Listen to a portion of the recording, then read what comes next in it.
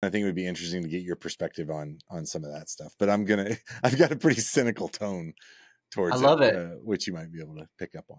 No, I love it. Typically, I'm pretty cynical too around this stuff, but I feel like I have some optimism around some of this like right now. So I'll let you borrow some of mine, and we'll exchange when we're on the other side of it. We'll borrow from each other. Okay. Okay, sounds good.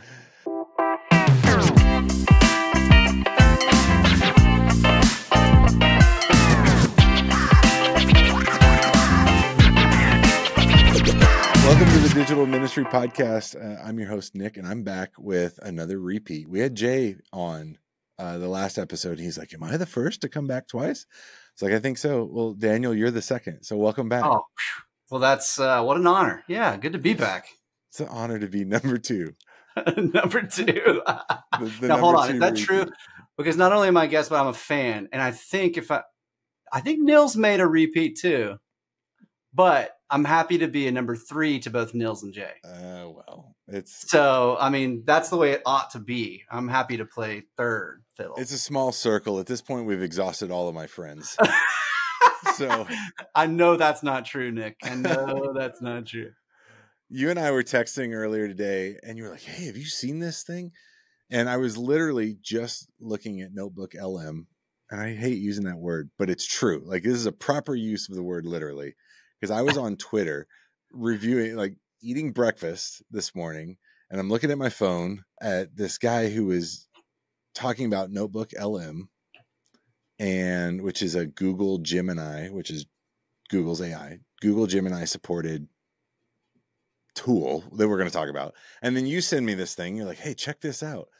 And was that a Loom, by the way, a Loom video that you sent me? Dropbox's capture, but yes, okay. Same concept. But it's fascinating to see what this thing is doing, like specifically like the 2-person conversational summary of whatever you load into this tool. So for those that don't know, like, let's take a step back a second and talk about this thing. First of all, like, what is Notebook LM and how did you come across it? I'm a fan of the All In podcast. I love to keep up with these tech entrepreneurs, not believers to my knowledge, but man, they are on the cutting edge of VC investing in the next technology. So I like to listen to how they talk about things.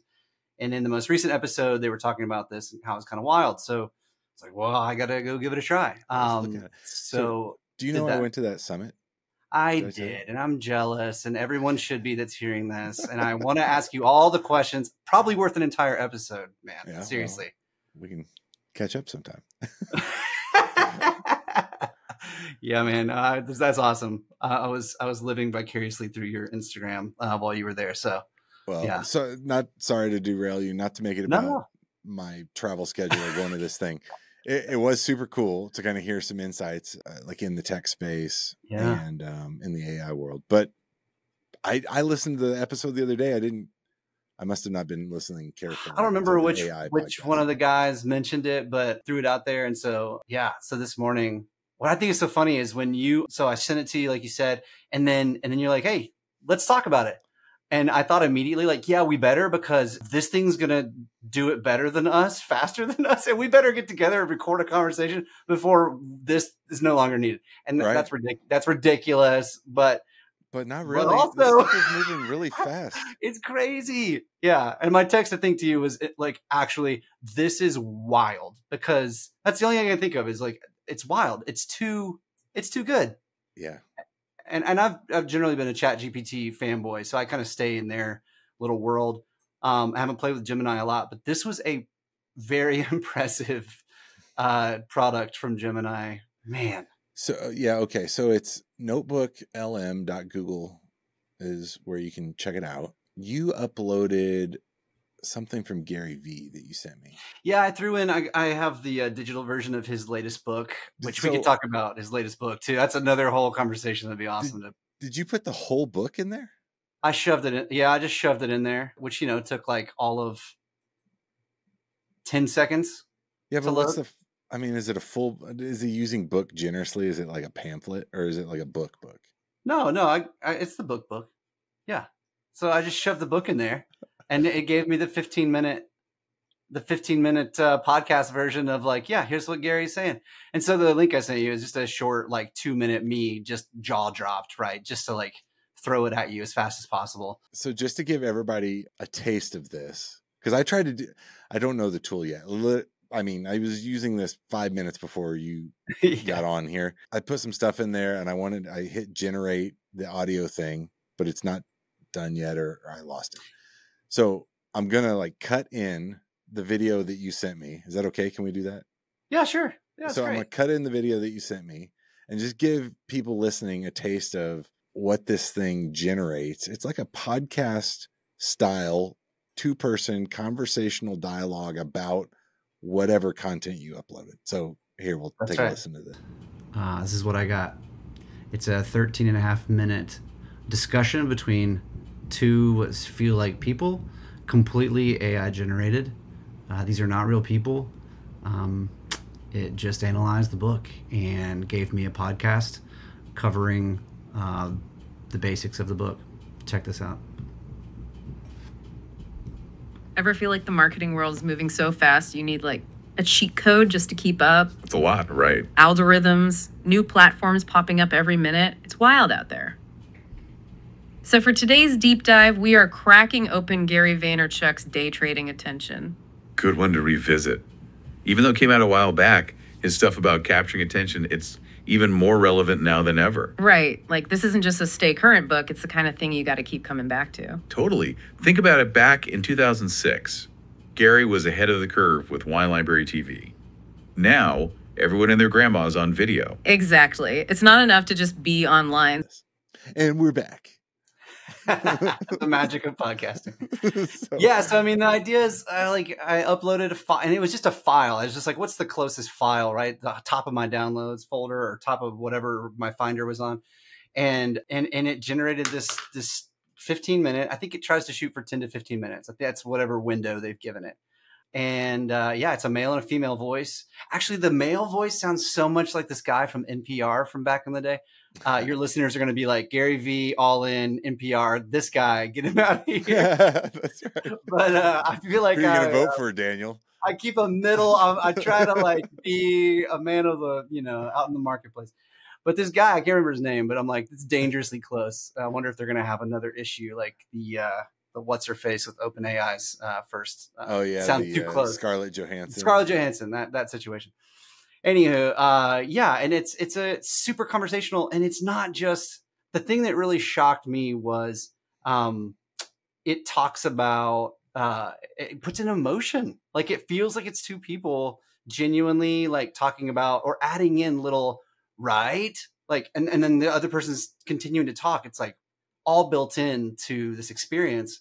And then in another document, just on that for a second, another document I put in for our research team here at One Hope, I just shoved in there what they're calling their research radar and shot them the audio of it and was like, check this out. Like it's another, because I'm a podcast fan. So I would prefer to listen to 10, 15 minutes than have to go and read all of that work.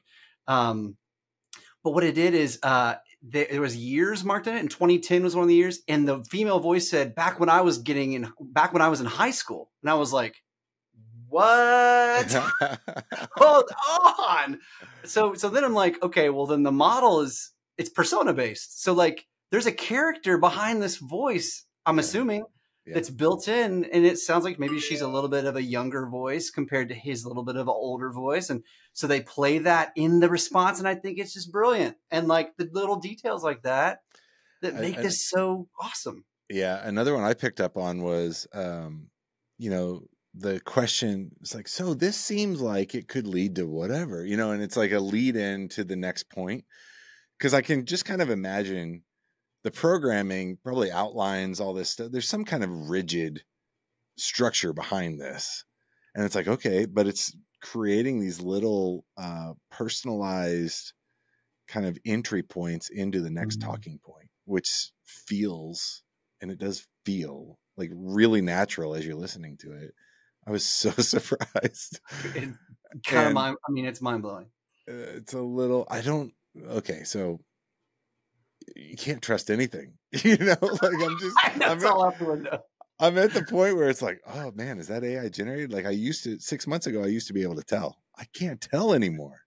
Yeah, we're there. We're there. I mean, visual, audio, and we're in an election season right now. And I'm actually shocked that we're not experiencing more of this yet. I mean, we're getting close. We're 2 months out, right? And praise God, like, and there's some goofiness floating out there, but usually it's kind of memey and it's like, right, just visually ridiculous. But at least as far as I'm concerned, or at least as far as I know, there haven't been a lot of like, I think that's really what they said.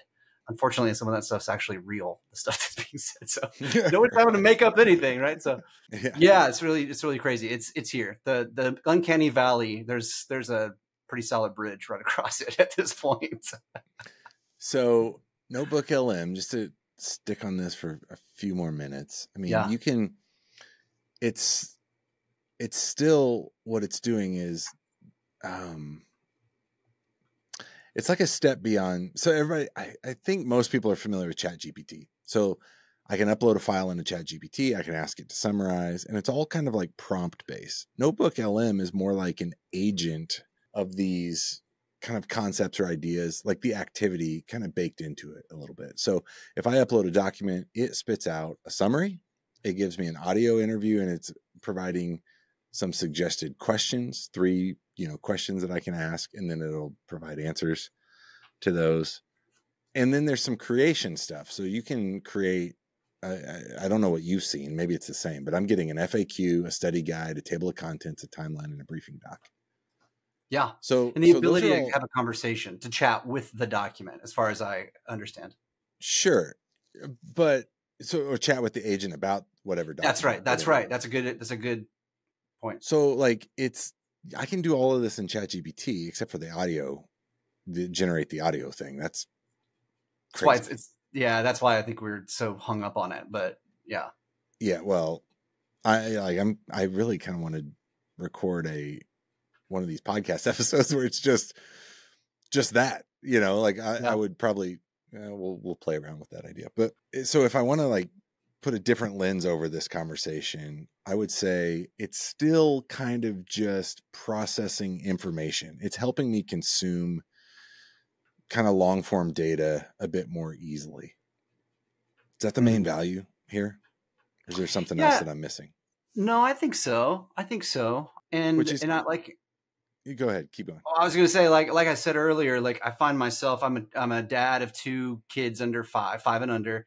And I find my learning time is over dishes after the kids go down, or while mowing the yard. And so I would love to engage with more written content from our team, like the research that I talked about. But to have a conversation I can just plunk into my ear like a podcast and experience it that way, that's to me, that's why, again, I'm hung up on that one feature of several here. It's because I see so much value already added in that. Like, shove a book in, shove a large research paper in, and listen to 2 people that can see the entire document. I think I'm stealing that from the All In podcast. That's the power of this, is that you and I could both read it and talk about a document, but there's something that even we're limited to, in that, what if we had the ability that we could see the entire document all at the same time? It's almost like a version of God mode on our brains to see from start to finish the entire document and comment together on that. That's what this tool offers. That's different from 2 people, even 2 experts on a subject. Already in this conversation, we've rabbit trailed one another because we don't have necessarily 100% of the window available to us. I feel like that didn't make any sense. Let me summarize. It's because neither one of us know where this conversation is going or what we're doing. So there's like lots of, but if we did, it would be much more concise and probably more pleasurable for whoever's listening. There you go. I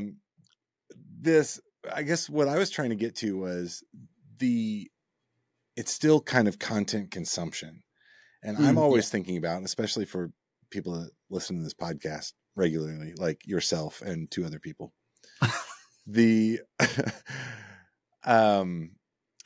what's the application? So yeah, there's like internal team research, like we can maybe learn faster together.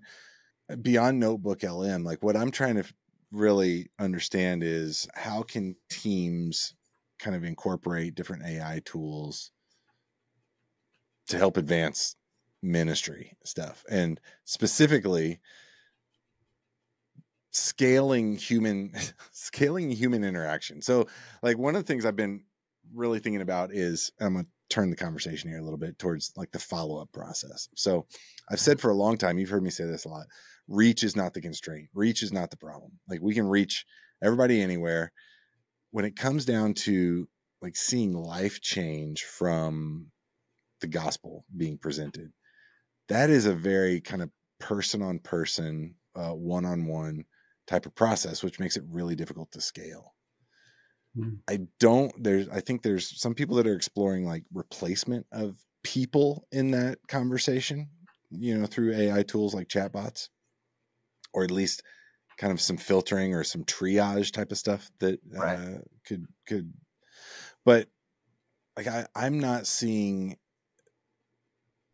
anything that is really aiding ministry teams in the AI space. I'm not seeing anything that would aid ministry teams in either scaling the one-on-one or like providing some vetting or some kind of segmentation to where I can spend my human resources on like the most important people to be talking to right now. It's all content based. I can make translations. I can make video. I can make a sense of long form documents like Notebook. I can create long documents out of simple ideas. So I can take little, I can go to big, I can take big and I can go to small. I can create all types of different content channels out of all that stuff. Like there's dozens of AI tools for all of that. But beyond like content creation and consumption, I'm not seeing a ton of like ministry application out there yet. And so my first question to you is, do you, because I know that you're up on this a lot. And then like, what would be the problem that we would be trying to solve? Like I'm rambling here a bit because I can't really articulate the problem well. So, but we've talked about this enough to where I think you're with me on it. So I'm with you. I wish I could say, well, I'm glad you asked, because the answer is because I have this new thing that I developed. Because I found on youneedarobot.com. Yeah, no, I think you're dead on, and I think you're just URL, touching. By the way, I'm going to buy that. Isn't it great? I think you're touching on the biggest question that our team is. Yeah, we're wrestling with this too. I think it's an aid to sort of augment, to serve the online missionary, but the way I'm looking at it right now is that. If we had to boil it all down, what's the most valuable use of time other than like nurturing the lead than like them being there on the journey with a seeker? So if I could get everything else out of the way, all the other friction, create that incredible content from the top, like to go deep, not wide, using the tools to get the right people connected to the right people at the right time. I mean, maybe we just aren't going to scale that, but instead we can allocate the resources to the right place. And I know that's kind of a cop-out answer. I think last time I was on, I gave you cop-out answers for really hard questions. I don't think so. But it's reallocating. So like, what does it look like to take the people and train them in a direction that is stewarding the opportunities we have, the digital opportunities that we have with seekers, to focus, allocate resources there, do the training there. And like, honestly, we can do we can scale content. We can create content. Like we don't need the training there as much. We need more online missionaries that are willing to engage with the hard stuff. Like that are willing to say, bring me anything you got. Trolls, I'm your guy. I will listen to you spew nonsense because you obviously don't have someone in your life to listen to you. I'm here. A troll would be a perfect like chat. Well, thing, it's true. It's true. And I think, and we have some strategies around like vetting or whatever, but I've kind of jokingly, but seriously, I need to make the shirt. I'm the guy that's going to wear the shirt that says trolls are people too. And so like, I want to intercept a level of nonsense but I want to intercept the level of nonsense, but also raise the tolerance level of our online missionaries to where we're smart about it. We're not hopefully inflicting anything like, I mean, our online missionaries they're the ones out there in like doing the digital work. Like they're in the digital trenches, just taking on people's hurts and their struggles and the hard stuff. And so like, we don't want to inflict them with anything that is going to be too damaging, but at the same time, like the possibility, the chances behind someone saying something ridiculous for some attention or to just be silly, that we could meet them, at least attempt to meet them at the ridiculous. It's like youth group, man, right? Like it's like the basics of youth group. Like these middle schoolers come in and they're just ridiculous. Well, like, I don't know that a troll on the internet is really all that different as the like troubled middle school kid who's just going to like be silly and want to know that you're not scared off and I'm going to stick around. I'm with you.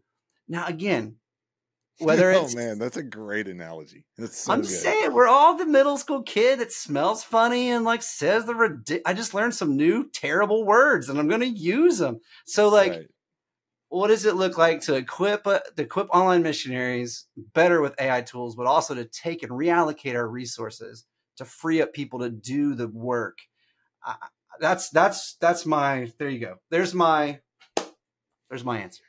So is the biggest constraint within a follow-up team, and you guys have multiple, I mean, you guys have tons of teams and multiple languages, right? And you're doing online follow-up to people that ask questions about Jesus or the gospel or the Bible or, okay. And all the places. That's right. Yeah. So is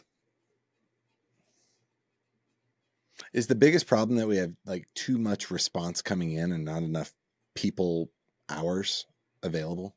Is that the biggest problem? I think it depends on it depends on who you ask, probably at our org, what the biggest problem is. But I think in some places, and it's another one of those, it's different. The context makes it different. But we have some areas where, we're inundated with need and the workers are few. It's very much that verse. And in other places, it's a level of quality. The conversations maybe don't. And I think that's what I'm touching on. That's probably where I feel like I'd love to free up our online missionaries to feel like they can hang in what feels like a not quality conversation for longer. Like sit here a little longer, like nurture this one a little longer, see if we can't turn a corner. I'd love to be able to like create tools and equip them to feel like they aren't rushed to just close out a conversation and be done, or to dismiss them so fast. Like how can we do that? So that'd be interesting to export a lot of those conversations, like really examine that unstructured data. Because a lot of it's text, right? Oh yeah. You guys are dealing with. So, to export the series of, chats back and forth, whatever, with this troll, let's just say, times 1,000, like look at all of them and then figure out, are there any patterns here? Are there any prompts that I can, include that would direct that to a more kind of farm higher quality out of those? I like that. Which I think might be possible to do with some of these off the shelf tools that exist today. Yeah. So I think I would love to see that. What I think is that this is general. And so if anyone's listening that's on our online missionary teams, I hope you heard that I value you guys the most. But I wonder if they're not feeling like they gotta get out of there as soon as there's the sniff of troll, Yeah. So I think it's both. Like I would love to be able to resource them in ways that they can feel like to where we get some of that data, some more of that data. Why do you think an online missionary serves in that capacity? Why do they do it? Oh man. I think because they're people that want to see Jesus reach all corners, and the newest corner is digital. And so again, I think every person probably has their own version, but I know that there's some people that are on our teams that they were reached digitally. And so like they want to give back. And I know that there's a desire for the next generation, for like, this generation, whatever this generation is. And where are they? They're on Discord, they're on TikTok. And so those are hard places to reach, but we're going to do our best with what tools we have and what strategies we have to get there. And I think that's the goal. I just, yeah, I've been just praising our online missionaries. I need to do it more to them so they hear it, but just trying to, how do we support them better? Because yeah, I believe everything I just said. I've rambled on. They're in the digital trenches doing the work. We get to talk about it, right, Nick? But like they're out there doing it, man. Well, I'm just like, yeah, that's hats true. off. And you and I have both done that job before. We've done some, yes. So this is true. It's not like a completely unintelligent perspective that we have here. That's true. It's hard. It's hard. It is. I'm wondering if those teams, in your experience, can they articulate their needs? And do you find that the stated need is like really the need, or is it a symptom of a bigger problem? I may need you to take another stab at that question. So like, do you, I've worked, let me speak about it in first person. Like I've worked with teams, but I'm curious about your perspective. So just keep that in mind. Like I've worked with teams that are like, man, I feel rushed. I feel overloaded. I feel like there's 1,000 people that I have an opportunity to talk to. And if I go really deep with somebody, kind of in the back of my mind, there's like all of this loss that's occurring. Like I can't get to these other people. So the need might be articulated like I feel rushed, and the root problem is, because I'm kind of thinking of it from, the overall system. And I'm thinking like, well, there's a couple ways we can handle that. We can either add more volunteers or add more people to the response team. We can throttle back on the outreach, so that less people are coming in and you have more time. The obvious kind of consequence of that is you don't reach as many people. And there's kind of this desire to reach as many people as we can. So do you reach them in a higher quality interaction, or do we lower the quality and settle for reaching more? There's kind of a tension there. So I'm just wondering, like within your team, like what needs are expressed, and are they, I don't know, is it a symptom, or is it the root cause? Yeah. So I'll speak to some tensions or maybe a tension that I'm reminded of when you say that, because it is so different across the globe. But I think, I always butcher this, but I feel like remind me, it's Drucker. I think that's what's measured matters, or what? Peter Drucker. Oh, it's Drucker. I should know that. We at One Hope, we're a Drucker, big fans of Drucker. So I would slap my own wrist. Yeah. So, I think it's a focus on what's the goal, where are the goalposts. And so like, I feel like it's often moving depending on the needs of like the large organization. And so where a lot of orgs, and I'm trying to be vague so that I can, not necessarily pin it down to anybody, but I feel like probably a tension with large ministries is to reach the large audacious goals that we have. Mm-hmm. And I guess I'm just saying in different words what you just said, is that to accomplish the large numbers, but then also get the level of quality that we can lay our heads down on our pillows and sleep well at night.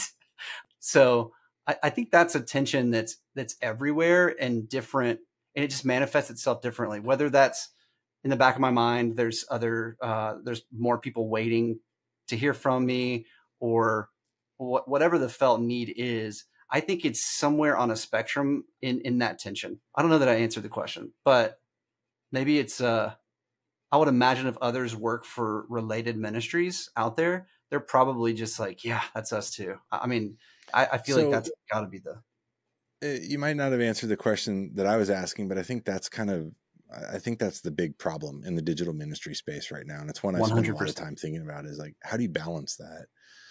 And actually, I was talking to a buddy of mine who helped us build some machine learning models to do some of this segmentation. I was Nice. talking to him after church yesterday, and we just kind of came back. I mean, that was 5 years ago. And we came back to, do you build a larger workforce, responders, people able to respond, or do you reduce the outreach? And it is this biblical question, or conundrum, like pray for workers because the harvest is ripe and the workers are few, and Yeah. is that a problem that we're always going to be saddled with, or is there an opportunity to kind of break through that with, I don't know, maybe I don't want to be the guy that says like, oh, AI can solve it. What I'm asking specifically is like, how, like how do we break that down into the individual parts and figure out where are more efficiencies gained so that we can free up people to do what people do best, which is connect with other people. Yeah. And I'd like to think that scaling good top of the funnel. So like if we can create good like automations and this, I mean, I feel like we're broken records sometimes, Nick, but good automations at the top of the funnel to really niche down and serve well throughout whatever funnel journey you have built, so that by the time it gets to the online missionary, it's like they are primed and they're ready for that encounter. And I think that serves everybody. And I think that's, I feel so naive to say it out loud like that, because I hear both sides of, whoever's on the shoulders up there. Like I hear both whisper in my ears, like, that's so naive. And the others is like, keep going. Like that could be it. Right. But to say like the efficiencies, like I said earlier, allocate resources to training up those people to steward the human to human connection, and then just create the machines of an automation at the top that can go farther, that matched with the expertise of building campaigns and crafting good user stories and whatever, that can go farther so that when it's time, you can go deeper. I mean, maybe it's just all the things we always talk about. It's just that AI could potentially get us farther into it. I think definitely on creating content and delivering content, even in an automated way, that's focused on multiple personas. I mean, that's always been a challenge for some of the ministry teams that you and I both worked with. It's like, oh man, I did this. I got really good on like students. And then I got to do that again for everybody else. Well, yeah, yeah, you do. Automating that, I think is a great step in the process. And then can I get a little? Oh, sorry, I interrupted you. I was going to get a little mad scientist. Let me know when to unyield the mad scientist. Well, and then like elevate the connection opportunity at the point where, people have kind of gone deep enough down that journey to where you think there might be something meaningful there. That they have a question about. Go ahead.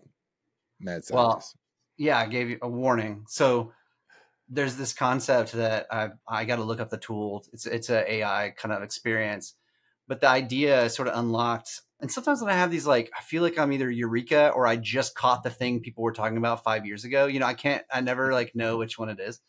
But this idea, I think it's called like an adaptive website or an adaptive web experience. And I'm probably misusing that too. That's probably different things to different people. But let me describe to you there's this concept that if I allow enough of data to go out to an organization, to a company, let's say, they can build the website for me specifically right before I get to each piece of the experience. And again, you're nodding your head, so I'm starting to feel like maybe this was like old idea, that I'm not inventing this by any means. I just feel like I've just started like, oh man, what if? Yeah. Oh gosh, it feels like, and I'm just wondering if that top of funnel uniqueness that we talk about being able to provide, if that experience, that like bespoke white glove experience isn't going to be available throughout the middle of the funnel, through like landing pages and where it's so tailored to you as you go through experience that it's like they literally made this website for me. Yeah. I don't know. Okay, so there you go. I feel like I'm just now catching on to this, but Hit me with what you know. Well, when I was a chief marketing officer for like a for-profit company, software company, and I throw this number out all the time. I was on the video call the other day with some like major foundations. These people fund dozens and dozens of ministries, And one of the things I said was, I don't think we have a proper understanding of the tools that are available. They already exist today. Yeah. And two, how much they actually cost. So when I was the CMO at this last company, like we were spending $500,000 a year just on marketing technology. Yeah. So there's a company called Optimizely, which does exactly what you're talking about. It plugs into your CRM. So your customer relationship management database. You're tracking all this information, all these digital signals on individual customers. So I know what your Daniel preferences are, through HubSpot or whatever. And HubSpot actually has this baked in too now. But I can serve you a web page that's going to be very different from me and very different from customer C, D, E, and F based on their buying signals and, whatever information we've been able to gather about them. Yeah. I think it's fascinating. And this stuff, not only does it exist, but it's like way underutilized. Like some of these MarTech tools are just mind-blowing, first of all, and non-existent in the ministry space. There's another company that we used called Gong.io is their website. We actually talked about Gong in our last. I feel like you've got to get them to sponsor your podcast. I mean, so well, it's interesting. Yeah, you're right. You and I talked about it. Nobody else has. But like some of the features that they're rolling out now are really like on the customer service side in a business context. But I think about it in a follow-up context. It's like, can I in real time prompt my agent, which I'm going to use like the business terms here, but we've all been on the phone with the airline or whatever, trying to rebook our ticket or something. It's like that agent is being prompted with information based on what I'm saying in real time. Like that same thing could be done for your online missionaries relative to whatever questions or insults or, whatever the other person is bringing to the conversation. You can help them not only be more confident in their response, but really help kind of guide and prompt them in a way that makes that interaction, yes, more efficient. But I want to say efficiency is not the goal. Like connection is the goal. And it's often the case that you just have to move through some of those questions and objections to get to the real heart of the matter with people. And so like, if we can make that process more efficient so that we can get down to, kind of the ministry level, then I'm all for it. Yeah. So like the suite of tools that are available out there, and by the way, they're all, what's probably different from the last time you and I talked about it is the level of AI integration that's going into these things. Even in that short amount of time, it's crazy. I mean, anybody who's interested, look up Gong, look up a Demand Base is another one that I really liked. HubSpot has some pretty incredible stuff. Although I feel like HubSpot and Salesforce, like these CRMs, I think those guys are about to be displaced. Yeah. Which is relevant to the digital ministry conversation. Oh, Because for years we've been talking about CRMs, to manage the response, but they're not really CRMs. No. And like the CRM world is about to get leapfrogged, I believe. Go ahead. Continue the prophecy. I want to hear it. Like here we go. Like I think it's a great opportunity to put something that's even more effective and kind of purpose built in place. Yeah. I think the future of CRM for business is like a fit for purpose, like your ideal customer, your individual business context. Like the integration of a CRM is where the headache is. Like I got to have somebody come in and kind of architect the whole thing to make it work for my business. That's such a pain, and anybody that's been either in multiple companies in the same industry or their company's been acquired, they've gone through this CRM switching thing, which is like, okay, well, we were using Oracle. Now we're going to use SAP, and now we got bought again. So now we're going to go use Sales. They're all the same thing, and they're all configured wrong. Yeah. So I think for ministries, like a lot of those tools are way too expensive. Like the purchase hurdle is incredibly high to get over. I think they're going to get cheaper, and I think they're going to get more specific to your individual use case. Yeah. So two things. That's what I'm glad you clarified there at the end, because when you said people don't know they exist or what they cost, I was like, but I think what you're saying is they're expensive. So like, Yeah, what's being in, privy to some of those conversations with foundations? Like, how do we like maybe drop some knowledge for ministries listening? Like, how do we cross the cost chasm of some of these tools? Because I'm with you 100%. We should be using what exists. Is it just saying it's expensive, but it's the level of quality that we need? Or what would you say to that? I think there's the long-term answer and then there's the short-term answer. Okay. I think in the short term,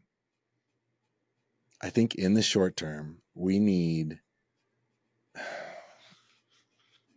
I'm trying to think of how to say this better, because what I'm about to say, if some like high net worth individual heard me say what I'm about to say, they're going to be like, typical ministry is just trying to get more money. Sure. That is not what I'm saying. I think you're going to have either a donor or a foundation, some type of funding source with the appetite to try to establish like a model or a case study. I think somebody has to like buy in to the idea, literally, to prove it out. Because if greater like ministry effectiveness can be achieved over the next 3 years, but it's going to cost you $1 million, but then that model can be replicated across dozens and dozens and dozens of organizations. And you can prove like, if you implement these tools in this way, your cost per ministry outcome, however you measure that, your cost per ministry outcome comes down, but it's a high buy-in. Somebody just has to prove that out. And that is kind of exactly the value proposition and the sales process that all these businesses go through. It's like, yes, that's exactly right. This is going to cost you $1 million to implement, but over the next 5 years, these are the gains that we're going to get you. Here's exactly where they're coming from. You know, I've not ever heard or seen anybody that's kind of coming into a ministry, helping them really understand kind of that value proposition. Now, there's some really big ministries that have bought these tools like Salesforce, and you've got a systems integrator that's not what I'm talking about. What I'm talking about is like building the full MarTech stack, because it's not just one software, it's multiple tools that are really being knitted together. So if anybody is listening to this and I'm wrong, like please tell me, because I would love to see this in action in a ministry context. It's so rare. One that's close. I don't know if I want to out these guys. Yeah, I'm gonna keep that to myself. It's about to get super juicy. Well, that's good. Use your discernment. I don't know. Yeah, I don't know what they would want me to say about it, so I'm not going to say it. But I think there are a few forward-thinking like ministry CEOs, and they've got the donor relationships who are like, "Hey, go with me on this." That's cool. And what I want to see is those case studies published. You know, like I want to see it proven out, and that still is not anything that I've ever seen before. So I love that. That's awesome. Maybe you can do it. Let's I'll get back. Let's get the One Hope sandbox going here. Oh, man, you make my goosebumps go here, man. Have you heard about, this is a kind of a different take on it, but have you heard about Jason Fried's guy who built 37 Signals Basecamp? That guy, that CEO, his once.com. Have you heard of this model that they're doing?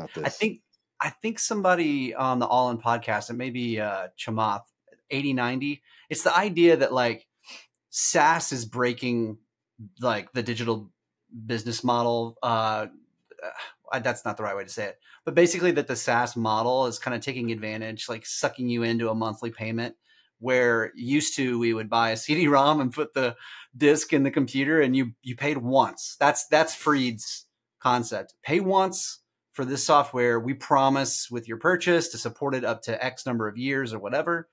And it's kind of like, what if you were the kind of like a little bit of a pirate, like, digitally, and you kind of like, you know what, we could build 80 to 90% of this feature set and offer it to people for a fraction of the overall cost. So like, what if we built your mega CRM and we actually only paid you $1,000? It's all we'll ever ask you for, ever.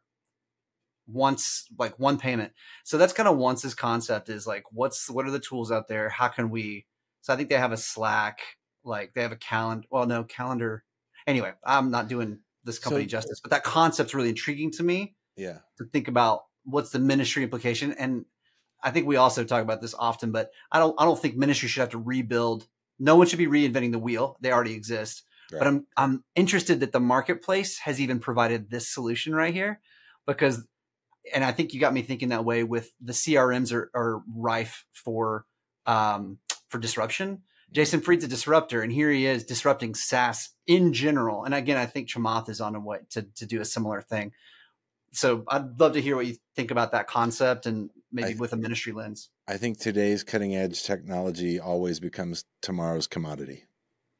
Ooh, and it rhymes. Everything gets commoditized, you know, and so that means it gets cheaper, it gets more readily available, and maybe we're there.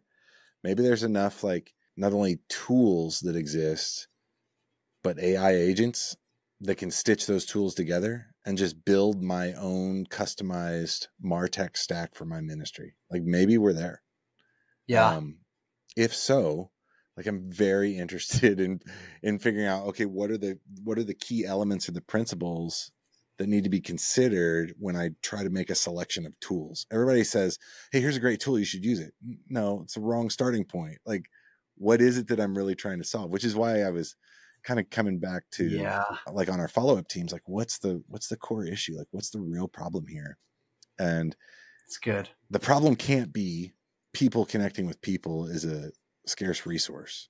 It is, but it's like, and you know me well enough to know, like, I've always been a fan of, like, how do we build tools that allow that to happen more easily and more frequently in a way that's beneficial for both parties, both the seeker and the person providing a response. Yeah. So I don't know, man. We'll keep walking down this path and see what we find around the next corner. Yeah, man. For anybody listening, I mean, Daniel obviously is an All-In podcast fan. He's mentioned it multiple times. I am as well. I listen to it every week. I do think it's a really unique insight into a lot of different areas of, you know, culture and technology. But at the All-In Summit that I was at a couple weeks ago, they released Mearsheimer AI. So Mearsheimer.ai. This is John Mearsheimer. He's an economist, you know, and he was a guest there. They basically took all of his work and they uploaded it into this AI. And so now you can go to Mearsheimer.ai and you can ask it questions about foreign policy, about, you know, the changing power dynamics with China's rise, you know, like all of this stuff that he speaks about. I would encourage people listening to go check it out, because I think it's a really interesting. My mind immediately went to, you know, what if you upload the Bible into an AI like this, and like you can ask not the authors of the Bible, but maybe just like ask the Bible questions, you know, about world events and politics and whatever the case may be, and it would respond, you know, with that body of text.